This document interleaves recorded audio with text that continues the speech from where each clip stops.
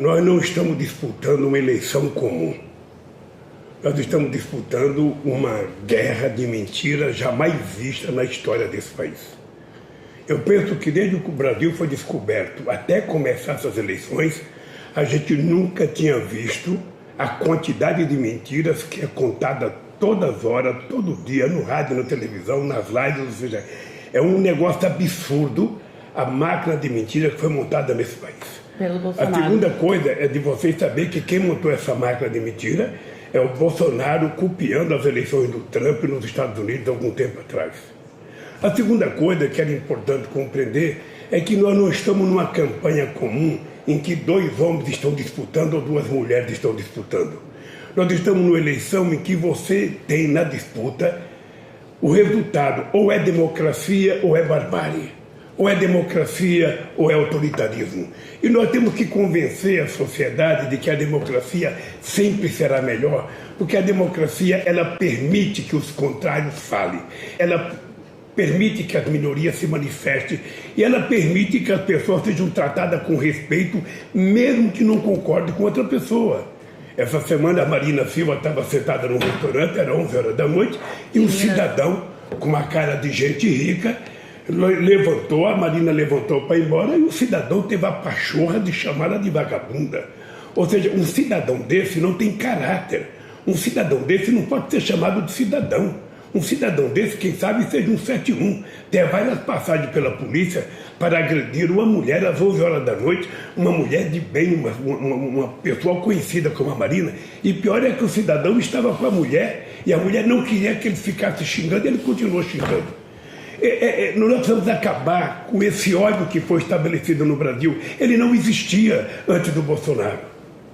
Eu disputei muitas eleições, eu disputei com o Collor, com Fernando Henrique Cardoso 2 vezes, com Serra, com o Alckmin. A Dilma disputou com o Alckmin. Essa violência verbal ela começou com Aécio Neves em 2014 e depois ela se fortaleceu com o Bolsonaro em 2018 e ela só vem crescendo. Ou seja, é a campanha do ódio contra o amor. É a campanha da arma contra a paz. Para que incentivar a compra de arma? Vamos perguntar, sabe, a arma para que serve? A arma serve para matar. É isso que nós precisamos no Brasil, quando na verdade a gente está precisando de livros, a gente está precisando de investimento em cultura. Porque cultura sim politiza o povo, esclarece o povo. E a cultura é uma indústria muito rentável, por isso o Estado tem que investir até que ela seja autossuficiente por suas próprias pernas.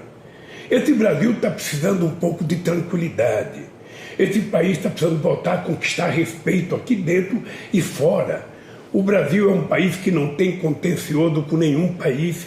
Entretanto, nenhum governante quer vir ao Brasil e ninguém convida o Brasil para ir lá, porque o Brasil está sendo governado por uma pessoa que a gente pode comparar a um genocida. Um cidadão que está carregando nas costas a responsabilidade por quase metade das pessoas que morreram do Covid. Todo mundo viu esse cidadão imitando as pessoas que morreram em Manaus por falta de oxigênio. Todo mundo assistiu esse cidadão negando, sabe, negando de viva voz a vacina. Todo mundo viu ele brincando, fazendo piada com as pessoas que estavam com Covid.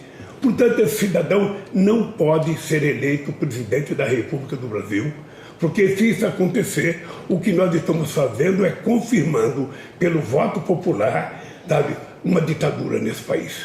Um cidadão que não gosta de ninguém, um cidadão que vai terminar um mandato de 4 anos sem fazer uma reunião com sindicalista, sem fazer uma reunião com o prefeito, sem fazer uma reunião com o indígena, sem fazer uma reunião com o movimento negro, sem fazer uma reunião com o pessoal da cultura, sem fazer uma reunião com nenhum governante, e muito menos com o empresário. Ele só conversa com as pessoas ligadas a eles e com a sua família. Esse cidadão não pode continuar sendo presidente da República porque ele é um mentiroso, ou seja, da pior espécie. Ele não tem pudor para contar qualquer mentira, de ofender qualquer pessoa com a maior disfarçatez, utilizando inclusive a religião para isso, utilizando igrejas para isso. E a gente não pode permitir que isso continue no Brasil. O nosso Brasil precisa um pouco de paz, o nosso Brasil precisa de um pouco de tranquilidade. Isso só irá acontecer quando a gente restabelecer a democracia nesse país. Eu quero dizer para vocês que algumas coisas elementares a gente tem que fazer, porque a tarefa dessa live aqui é tentar convocar vocês para a gente convencer as pessoas que ainda não foram votar, as pessoas indecisas, as pessoas que anularam o voto, as pessoas que por qualquer razão não foram votar. Inclusive convencer algumas pessoas que estão iludidas pelas mentiras do Bolsonaro, pela quantidade de dinheiro que ele está jogando nessa campanha. Se você juntar todos os presidentes desse país, do Marechal Deodoro da Fonseca, de 1889, até a minha eleição, todos os presidentes juntos não gastaram 10% do que esse homem está gastando nas eleições. Além do que, a gente só fazia a campanha depois das 6 horas da tarde, porque até às 6 a gente tinha que executar o nosso papel de presidente. Ele não trabalha há muitos meses. Ele faz campanha 24 horas por dia, sem se importar com o governo. O Brasil está à deriva. E cada vez mais ele prometendo mais coisas que ele não cumpriu. Por exemplo, ele está propondo aumento do salário mínimo, porque nós, toda vez que nós governamos esse país, a gente aumentava o salário mínimo acima da inflação. Ele não aumentou nenhum ano de governo. Agora, porque nós estamos dizendo que vamos votar, governar e vamos aumentar, ele está dizendo que vai aumentar acima da inflação, mas ele não aumentou. Ele está dizendo que vai fazer coisa que ele não fez. Por exemplo, o auxílio emergencial é só até dia 31 de dezembro. Como o PT apresentou a proposta de que nós vamos transformar o auxílio de R$60 no Bolsa Família de R$600 e vamos dar mais R$150 para cada criança até 6 anos de idade, ele então, que tinha mandado a lei propondo que o salário mínimo, ou seja, que o Auxílio Brasil, o auxílio emergencial, terminasse em 30 de dezembro, ele, na verdade, está dizendo que vai continuar. Se vai continuar, por que ele não colocou na LDO? Na verdade, ele é um mentiroso, sabe, sem critérios, ou seja, ele é um mentiroso costumaz. Ele não sabe dizer a verdade, acho que nem na reunião com as famílias.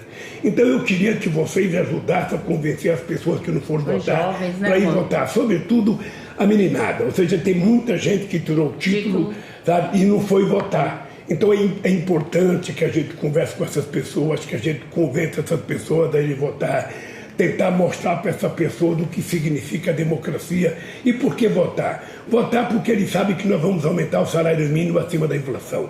Votar porque ele sabe que nós vamos retomar o projeto habitacional mais importante desse país, que é o Minha Casa Minha Vida.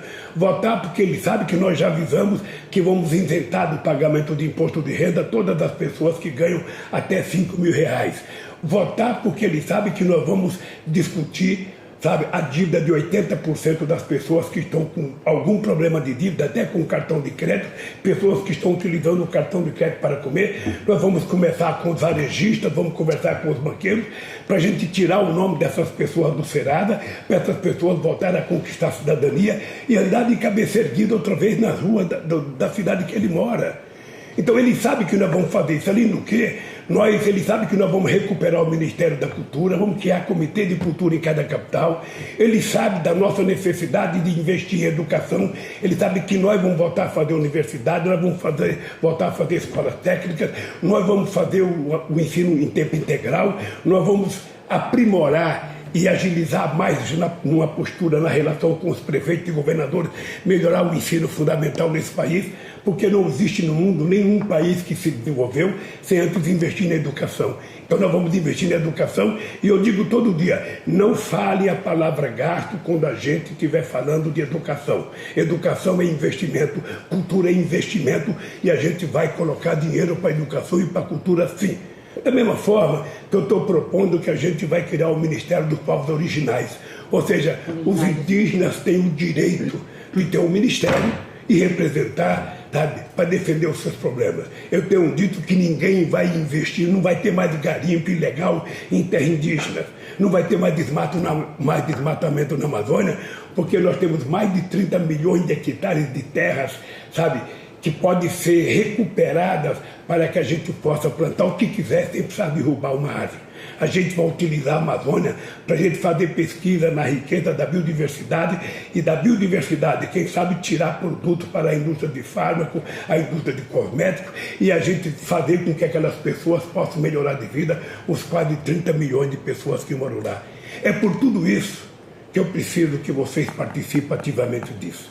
É por tudo isso que eu gostaria que vocês se colocassem à disposição no enfrentamento da rede de mentiras do nosso adversário, que eu não quero falar o nome dele, mas é preciso. O que está em jogo não é a disputa do Lula com outro candidato, o que está em jogo é a democracia, se ela vai voltar a vigir nesse país, ou a barbárie vai continuar, a ditadura, a mentira, a prepotência, e eu diria o desrespeito com a sociedade brasileira.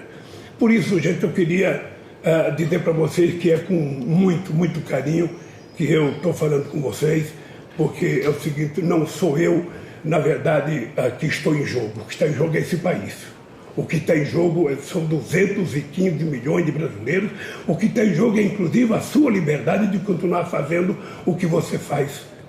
A liberdade das pessoas serem o que quiserem ser, a liberdade da mulher ser mais livre, a liberdade da mulher ganhar igual ao homem, que nós vamos regulamentar, a qualidade da educação, a quantidade, nós vamos garantir que a educação volte com muita força nesse país e nós vamos lutar, para dizer a verdade, nós vamos parar com a venda de armas nesse país.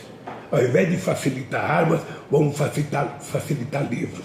Vamos facilitar a cultura, porque é disso que o povo precisa, né? E vamos facilitar a oportunidade e vamos colocar comida na mesa desse povo, que é o que o povo precisa. São 33 milhões de pessoas passando fome num país que é o terceiro maior produtor de alimento do mundo e o maior produtor de proteína animal do mundo.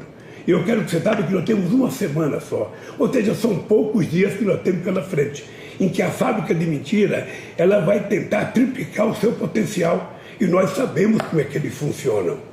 Eles não têm critério, eles não têm respeito e nós não sabemos a quantidade, sabe, de robôs que nós vamos estar enfrentando até o dia 30 de outubro. E dinheiro, né? Por isso eu peço para vocês o seguinte, gente, é o nosso trabalho, é a nossa verdade, é a nossa sobrevivência, é a nossa democracia, é a melhoria da qualidade de vida do nosso povo, é a possibilidade de fazer com que as nossas crianças possam brincar na rua sem medo de uma bala perdida.